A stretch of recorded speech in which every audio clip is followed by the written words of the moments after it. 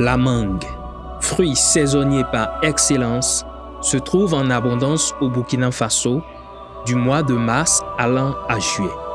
Pendant cette période, elle est bon marché, aussi bien dans les vergers que dans les points de vente. Étant un produit frais et périssable, elle ne se conserve pas longtemps. Il y a une surproduction, en tout cas dans les mois de mai, avril, mai, juin là. Et il y a dans les vergers et autres, ça pourrissait beaucoup. Il y avait des difficultés d'évacuation parce que on ne pouvait rien faire. La solution c'était d'amener vers les régions déficitaires, mais l'état des voies. On n'avait pas de route pour transporter. En plus de ça, l'état de maturité même de la mangue. Quand la mangue est trop mûre, vous ne pouvez pas la transporter sur de longues distances. Donc ça fait qu'il ne restait plus qu'une consommation sur place. Et puis beaucoup pourrissaient et puis voilà. Que faut-il donc faire de cette abondance? Comment minimiser les pertes et mieux valoriser ce fruit tant apprécié hors de nos frontières?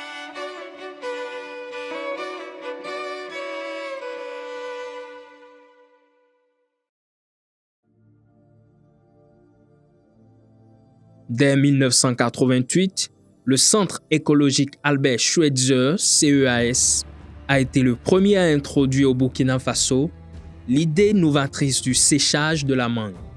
Ces recherches, menées en partenariat avec l'Institut burkinabé d'énergie IBE, devenu aujourd'hui l'Institut de recherche en sciences appliquées et technologies IRSAT, ont permis de mettre au point le tout premier séchoir, ouvrant ainsi la voie à la valorisation de la filière mangue.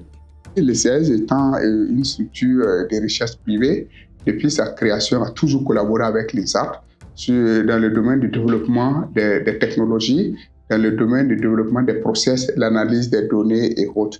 L'IBE a installé pour le groupement NAM, qui est à Waïguia, 2 grands séchoirs pour le séchage des légumes. Alors, il se trouvait que le CEAS encadrait des artisans au sein du groupement NAM. Et c'est ainsi que le CEAS va découvrir le séchage.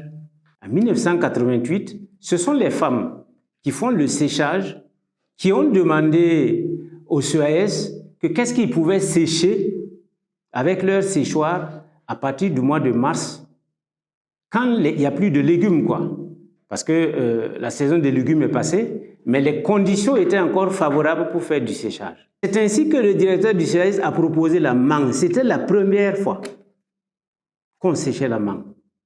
Alors, ils ont fait un essai en 88, là, en séchant un peu.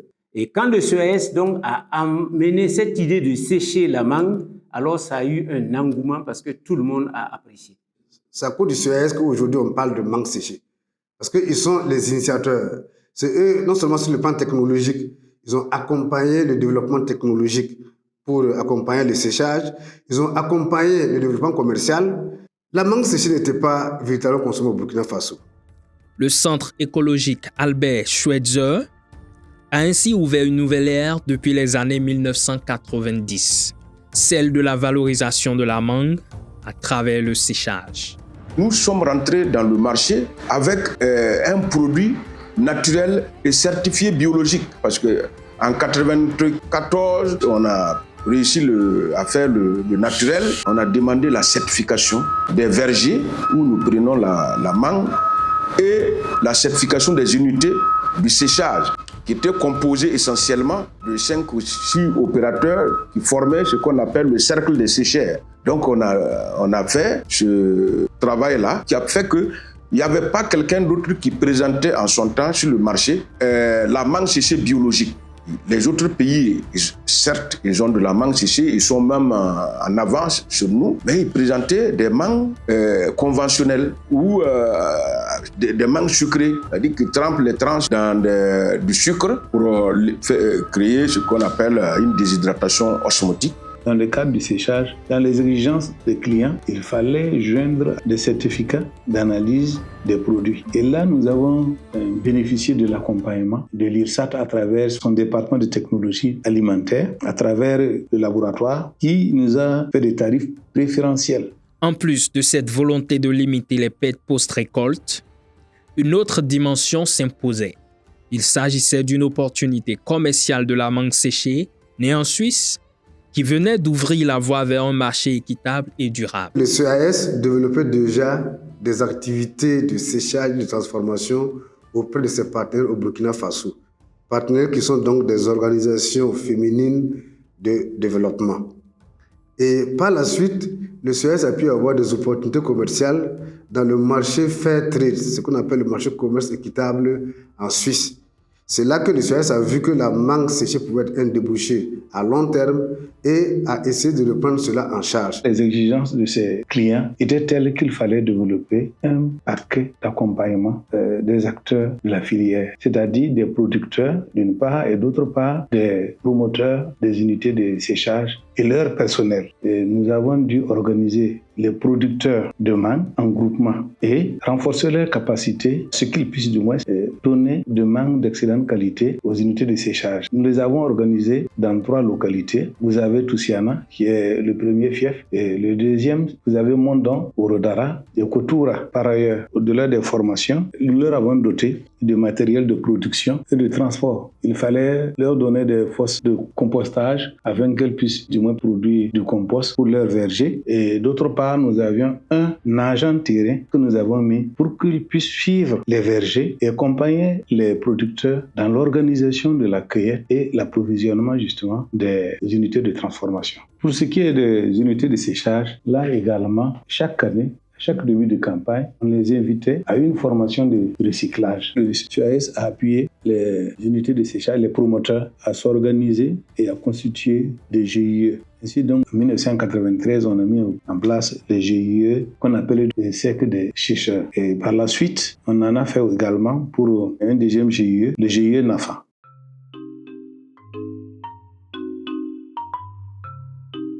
Avant d'aller plus loin, une question s'impose. Quelle est cette structure qui, dès les années 1990, a cru au potentiel de la mangue séchée au Burkina Faso? Dans le centre écologique Albert Schweitzer a commencé ses activités au Burkina en 1982. Et à partir de 2009, nous sommes devenus une association de droit burkinabé et le CAS, qui est la fondation, et depuis la Suisse, reste notre partenaire technique et financier. Et notre approche d'intervention, c'est vraiment la recherche appliquée où nous développons les technologies dans le domaine des énergies renouvelables, l'agroécologie, l'agrotransformation, la gestion des déchets. Et ces domaines ont été choisis en lien avec notre approche qui est d'allier l'économie à l'écologie. Pour le CAS, la co-création est un facteur essentiel. Face à un problème communautaire, toutes les parties prenantes doivent être impliquées afin de trouver des solutions concrètes et durables. Sur la base des résultats de la recherche appliquée, nous aboutissons à des technologies appropriées. Et ces technologies intègrent les facteurs d'appropriation, les adaptations dans le milieu. Et nous formons les acteurs autour de cette technologie, tant en termes de process et en termes de fabrication. Les gens expriment des besoins par rapport à des problématiques bien données. Nous créons les conditions de concertation et d'expression du génie local. On n'a pas à chaque fois besoin d'importer des solutions, mais si on crée les conditions favorables, les gens sont capables de trouver des solutions à leurs problèmes. Donc nous créons ces cadres-là qui permet à plusieurs personnes de dialoguer, la recherche, les producteurs, les transformateurs, d'autres acteurs comme les universités, les ministères aussi, à travers les services centraux et déconcentrés. Donc nous créons en tout cas ces conditions de co-création.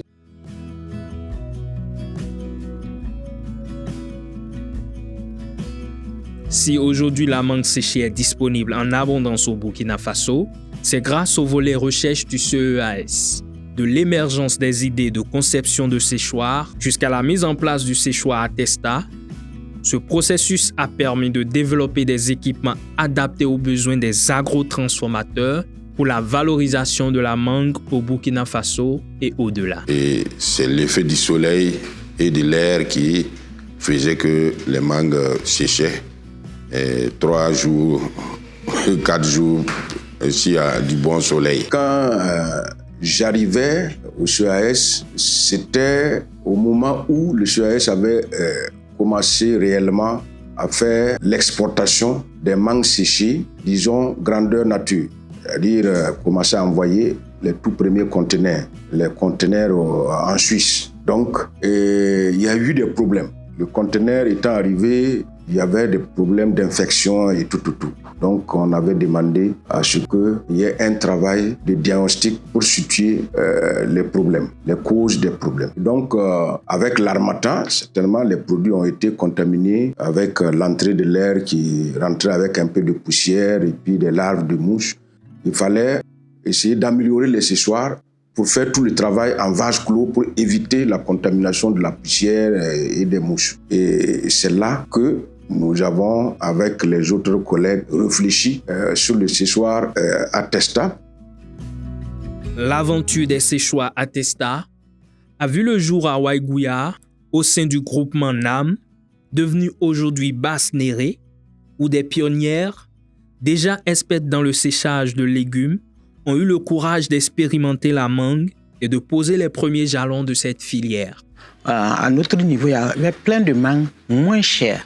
Donc, la première année, on a fait une petite quantité avec le CAS. À partir de l'expérience réussie à Waiguya, d'autres localités se sont intéressées au séchage de la mangue, particulièrement les zones bien desservies en verger, notamment à l'ouest du pays. C'est ainsi qu'à Toussiana, Bérégadougou, Orodara, Bobo-Dioulasso, Bamfora et Niangoloko, de grandes unités ont vu le jour grâce à l'implication du CEAS, dynamisant encore plus la filière mangue à l'échelle nationale. Ici, nous sommes à Orodara, à l'unité de transformation Eben Fruits, promue par Paul Ouedraogo. Lorsque le CAS a mis l'outil en place, ils ont appuyé un certain nombre d'acteurs pour installer les unités. Donc, je fais partie de cette première vague. Cette première vague, c'est l'entreprise Kwalba à Ouaga, c'est l'entreprise du groupement à Waiguya, c'est Sokabe à Bérégadougou, et puis la COPAC, dont j'étais le directeur à l'époque, à Orodara ici. Donc, la nôtre a été installée en 1994, avril 1994 exactement. C'est avec l'aide du CAS, non seulement qui a continuellement amélioré l'outil, mais aussi qui a assuré la commercialisation parce qu'il faut vendre. Et les Burkinabés ne sont pas habitués à manger de la mangue séchée. Or, l'extérieur en demandait. Et par cette voie, le CAS a assuré la commercialisation à travers un homme que nous devons reconnaître le mérite, le pasteur Pascal Dipuri, qui était le premier, je crois, directeur du CAS. C'est en fait lui qui est le papa du séchage au Burkina Faso. Lors des premières phases de la vulgarisation des techniques de séchage de la mangue au Burkina Faso, le séchoir Attesta s'était imposé comme l'équipement le plus utilisé.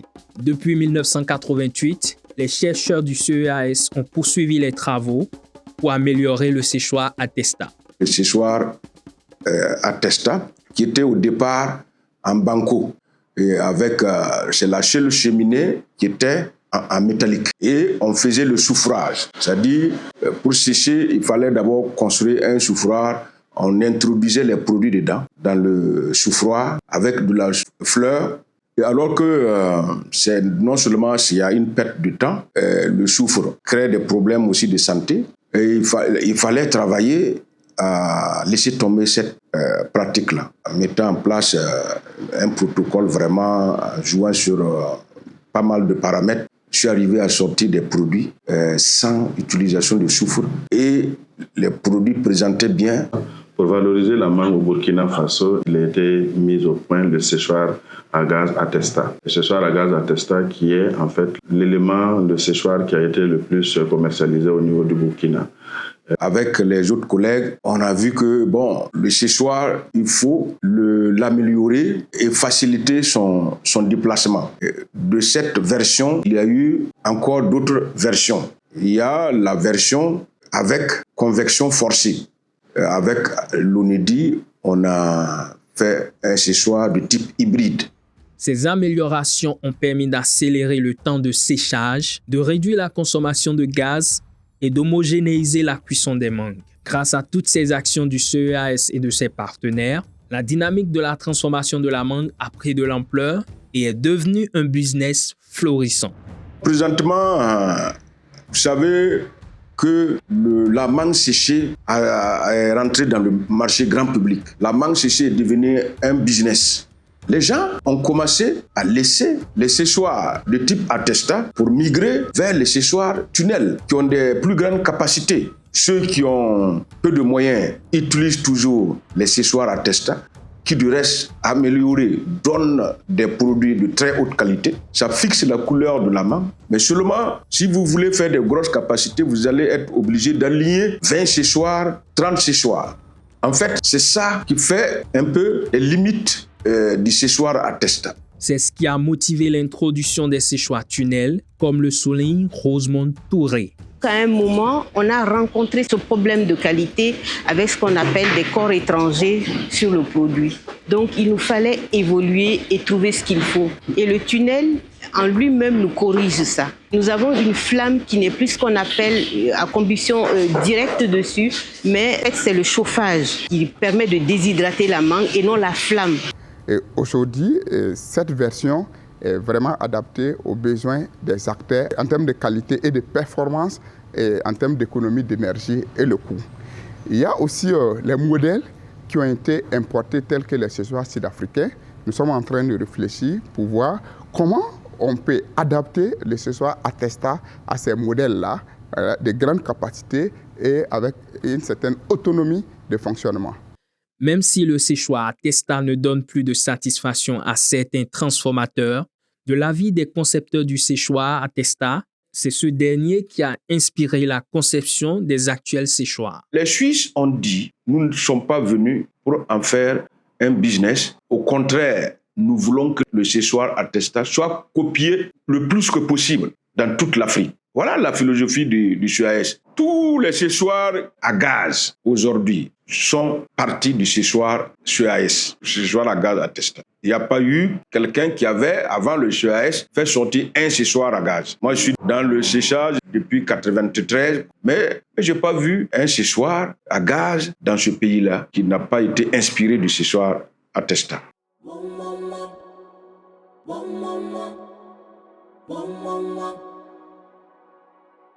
Pour Paul Ouedraogo, la filière mangue aujourd'hui prometteuse repose avant tout sur le séchage qui constitue le moteur principal de son développement.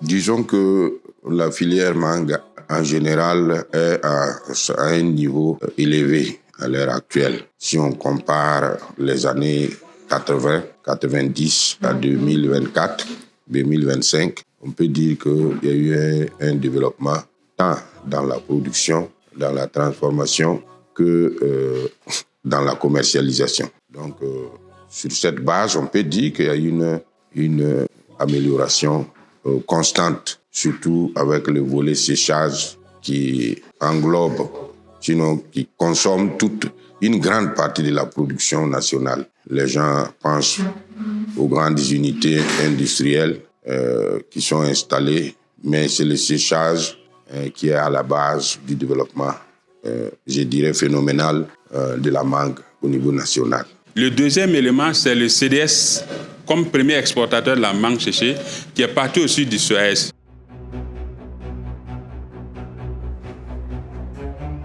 Ce boom des unités de transformation de la mangue séchée a ouvert de réelles opportunités d'emploi, en particulier pour les jeunes et les femmes. À Bérégadougou, rien que vous voyez cette unité dans laquelle nous sommes là, il y a près de 400 emplois. Après la Sosico, là, nous sommes le deuxième employeur dans la zone ici. Alors, si nous sommes le deuxième employeur avec la Sosico ici, ça veut dire que sur le plan national aussi, on peut se positionner. Mais il faut faire de telle sorte qu'on puisse mettre en place un système professionnel de séchage. Effectivement, après la retraite, on s'est dit comme on a eu une connaissance et que cette connaissance, on peut peut-être toujours de partager avec plusieurs personnes. Et à vue des problèmes de travail, pourquoi ne pas initier cette unité et profiter à tous ces gens-là? Voilà pourquoi on a initié l'unité de femmes sahéliennes et développement pour pouvoir profiter de tous ces gens. Dans ces salles de conditionnement, Ce sont des coups de ciseaux qui résonnent à longueur de journée. Ils témoignent du travail acharné de ces femmes qui constituent l'essentiel de la main-d'œuvre.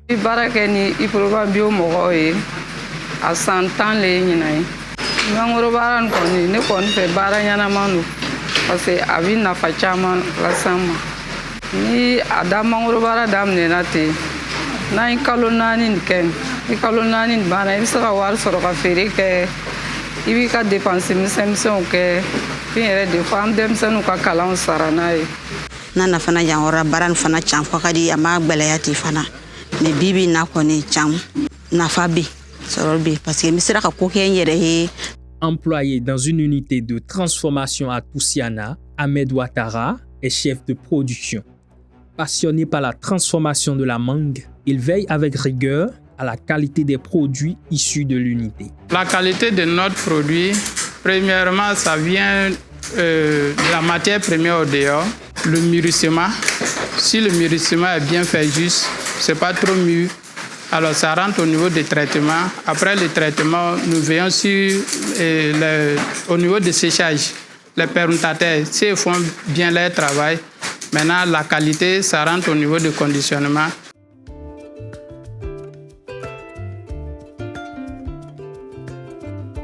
Toujours à Toussiana, nous découvrons une unité de transformation qui compte parmi les plus influentes dans la filière mangue séchée au Burkina Faso, fondée par Christiane Koulibaly.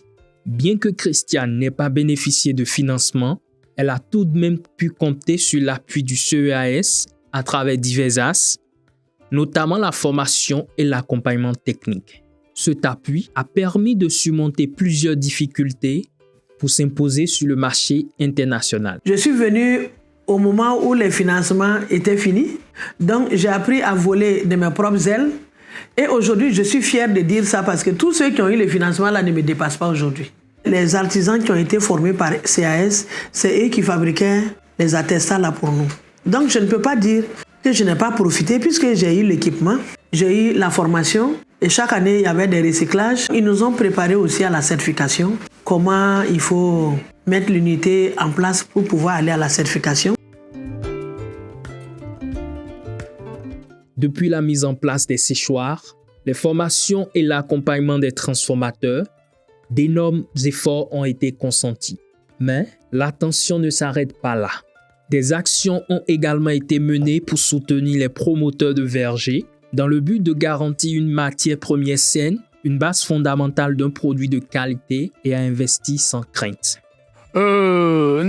Ni entrana na ba fe aba flele gane ko mongro furo aba ne fison yi akela me fison dondo c'était pour ka mongro faga boy mongro sumbe de aba mo kata bang mo ko sina fue so ko den kile mo ta ta ko clientèle olu le nana ne client ye olu folo le na ka mongro nyi ka ta wa ka ta ja alors c'est nana kana fen chama yirana on a ni mona yaka dam on a ni pompe on be furo pompe on a ni wotroe on be monguruta on a ni hakliye on be ani dinga so ko furo kono on be nogodo ni ka yiri mi fonga tala e composta kata do ala ko formation tamadama monguru bo chiko ana abo wakati o ko be kan. À un moment dans les années 80-85, quand il rentre à Toussiana ici, on ne peut même pas marcher dans les vergers. C'était vraiment la mangue tombée pouillée comme ça. Même les animaux n'aimaient même pas avoir la mangue. Donc, mais avant l'arrivée de ces nouveaux produits de CAS, les gens se sont lancés à la transformation, donc qui a fait que les producteurs se sont encore lancés et relancés encore la production de mangue. Aujourd'hui, à Toussiana, grâce au CAS, nous les producteurs, on vit de la mangue. Les parties prenantes de cette initiative de valorisation de la mangue au Burkina Faso se disent être fières. Elle a fait tache d'huile dans tout le secteur de l'agrotransformation. Tout ce qui est, en tout cas, technologie appropriée que le CAS a développé, on a les relais pour faire la vulgarisation au niveau de l'Ouest Burkina. Moi, je suis très fier de tout ce que j'ai appris avec le CAS. Et sur le plan global des chiffres d'affaires, en termes de mangue fraîche et mangue séchée, le Burkina a fait plus de 20 milliards de chiffres d'affaires. Et la mangue séchée occupe 70% des activités de la mangue.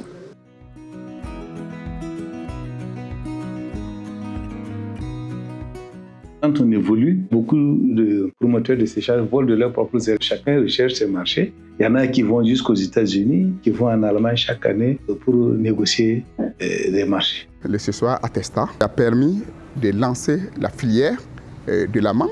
Aujourd'hui, le CAS compte vraiment adopter cette approche, ce modèle de création d'emplois, ce modèle de transformation de nos matières premières, ce modèle de développement des unités économiques, faire une mise en échelle de toutes les technologies que le CAS a développées et avec aussi les autres centres de recherche qui sont rattachés au CNRST et les innovateurs privés et toutes les organisations qui existent.